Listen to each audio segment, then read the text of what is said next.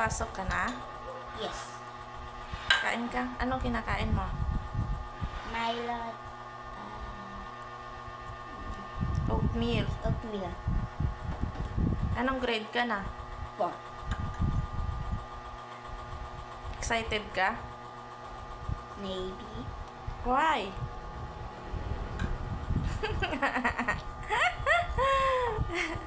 Sabihin mo, welcome to my vlog. Unang araw na naman ng pasukan, August 29, 2023.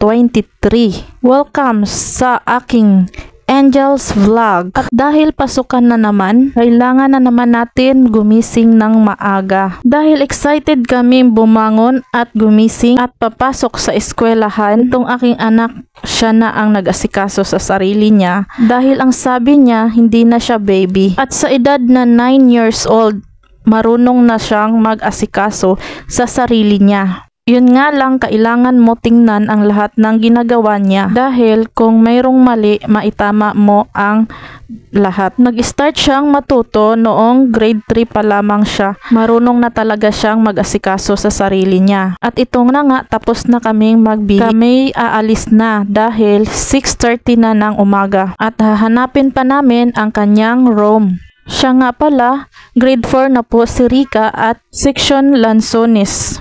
Pangalawang taon na pala niya dito sa Gatid Elementary School nag-aaral. At ito na nga, naglalakad na kami kasi malapit lang naman ang eskwelahan. Ang ganda talaga ng eskwelahan ng Gatid Elementary. Malaki siya, maaliwalas, may mga tanim. Ang sarap sa pakiramdam, nakikita mo yung anak mo na nag-aaral. Nahahatid mo sa school.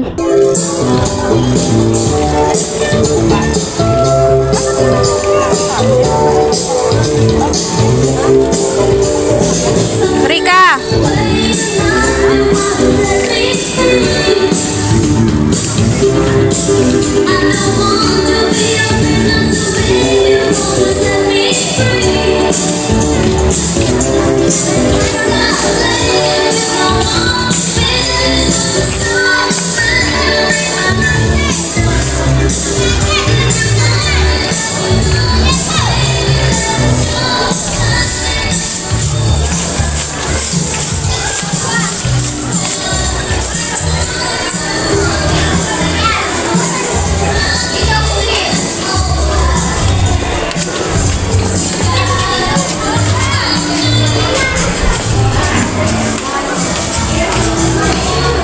At andito na nga kami sa mismong room ng aking anak. Maraming salamat sa pagpanood. Hanggang sa susunod na video. Thank you!